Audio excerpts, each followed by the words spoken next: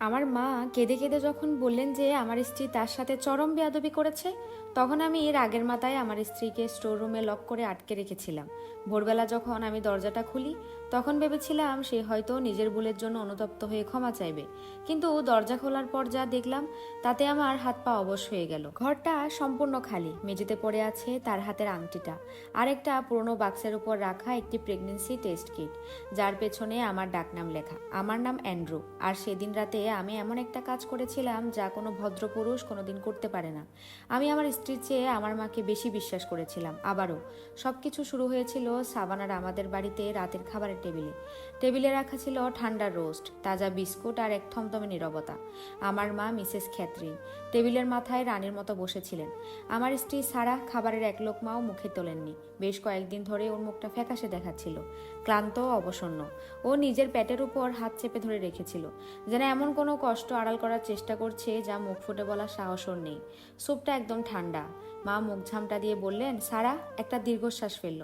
আমি 3বার গরম করেছি ক্যাথরিন, তুমিই তো আসতে দেরি করলে। মা হাত থেকে চামচটা ছুঁড়ে ফেললেন, তারপর ঠিক সেটাই করলেন যা তিনি সব সময় করেন। তিনি বুকে হাত দিয়ে বসে পড়লেন, যেন একদম নিয়ম মেনে ঠিক সময়ে তার চোখে জল চলে এলো।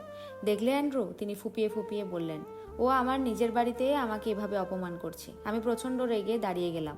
সারাহ কোনো কথাই আমি শুনলাম না। এমনকি ওর মুখটা যে কতটা ভেঙে চুরমার হয়ে গিয়েছিল সেটাও আমার চোখে পড়ল না। অনেক হয়েছে, আমি ওকে বললাম। আমার মায়ের কাছে ক্ষমা চাও। সারা আমার দিকে এমনভাবে তাকালো যেন আমাকে চিনতেই পারছে না। তোমার মা ক্ষমা চান না, তিনি চান আমি যেন এই বাড়ি থেকে চিরতরে হারিয়ে যাই। আমি ওকে চড় মারিনি, কিন্তু যা করেছিলাম তা চড়ের চেয়েও মারাত্মক ছিল।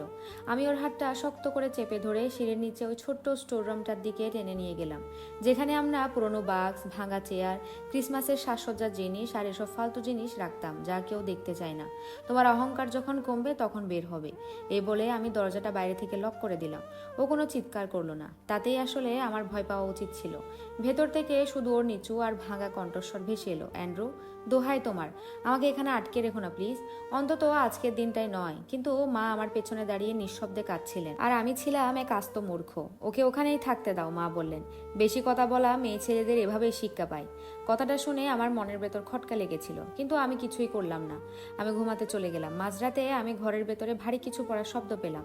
তারপর আরও একটা শব্দ, মনে হচ্ছিল কেউ যেন ঘরের ভেতর ভারী ভারী বক্সগুলো টেনে সরাচ্ছে। আমি বিছানা ছেড়ে উঠতে চেয়েছিলাম, ঠিক তখনই মা এক কাপ চা হাতে দরজার সামনে এসে দাঁড়ালেন। যাওয়ার দরকার নেই, তিনি বললেন, ও শুধু তোমাকে ব্ল্যাকমেল করার চেষ্টা করছে। আমি চাটুকু খেয়ে নিলাম। এরপর কখন যে আলো নিভিয়ে ঘুমিয়ে পড়েছিলাম আমার মনে নেই। পরদিন সকালে যখন আমার ঘুম ভাঙলো, তখন আমার গলা শুকিয়ে কাঠ আর বুকের ভেতর একটা অজানা আতঙ্ক মোচড় দিয়ে উঠল। আমি এক ছুটে স্টোর রুমের দিকে গেলাম। মা ততক্ষণে লিভিং রুমে এসে তৈরি হয়ে বসে আছেন, চুলগুলো সুন্দর করে বাঁধা। অবাস্তব রকমের শান্ত দেখাচ্ছিল তাকে। খোল দরজা, তিনি বললেন, দেখা যাক ওর অহংকার ধুলোয় মিশেছে কিনা। আমি চাবিটা তালায় ঢোকালাম, আমার হাত কাঁপছিল। আমি দরজাটা খুললাম। সারা সেখানে ছিল না। ঘরের জানালাটা এতটাই ছোট যে ওখান দিয়ে কারো পক্ষে গেলে বের হওয়া সম্ভব না। দরজায় অন্য কোনো লক ছিল না, সেখানে কোনো রক্ত ছিল না, কোনো চিৎকারের চিহ্ন ছিল না। মেঝেতে শুধু পড়েছিল ওর আংটিটা, তার পাশে একটা পজিটিভ প্রেগনেন্সি টেস্ট কিট আর আমার ছোটবেলার একটা ছবি, যা মাঝখান থেকে ছিঁড়ে দুটুকরো করা। আমার মনে হলো পায়ের নিচে মাটি সরে যাচ্ছে। ও কোথায়, আমি মাকে জিজ্ঞেস করলাম। মা কোনো উত্তর দিলেন না। আমি পাগলের মতো ঘরের ভেতরে ঢুকে বাক্সগুলো সরাতে লাগলাম। ঠিক তখনই একটা পুরনো ওয়ার্ড্রবের পেছনে আমার চোখ গেল। সেখানে একটা নকল দেয়াল ছিল, যা ভেতরের দিক থেকে নতুন স্ক্র্যাচ করা আঁচড়ানো। আমি ওটাকে ধাক্কা দিলাম, দেয়ালটা সরে গেল। ওপাশে একটা সরু সুড়ঙ্গ পথ বেরিয়ে এলো, যা সেখানে ছিল বলে আমি কোনোদিন জানতামই না। সেখান থেকে একটা স্যাঁতসেঁতে ভাব, নিভে যাওয়া মোমবাতি আর কোনো এক পুরনো রহস্যের গন্ধ আসছিল। মেঝেতে একটা বাচ্চাদের কম্বল পড়েছিল, সেটা নতুন ছিল না। তাতে সুতো দিয়ে আমার নাম লেখা ছিল, অ্যান্ড্রু।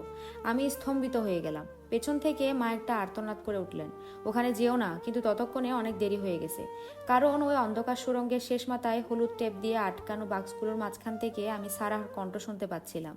ও কিন্তু বাঁচানোর জন্য চিৎকার করছিল। ও কারোর সাথে কথা বলছিল। আর ওপাশ থেকে যে কণ্ঠস্বরটি উত্তর দিচ্ছিল, সেটি এমন একজনের গলা যাকে আমি 30 বছর আগেই মৃত বলে জানতাম। সেই কণ্ঠস্বরটা শুনে আমার বুকের ভেতরটা যেন জমে বরফ হয়ে গেল। অসম্ভব, এটা কোনোভাবেই সম্ভব না। কারণ যে গলাটা আমি শুনছিলাম সেটা ছিল আমার বাবার কণ্ঠস্বর, যে মানুষটাকে আমি 30 বছর আগে নিজের হাতে কবর দিতে দেখেছিলাম।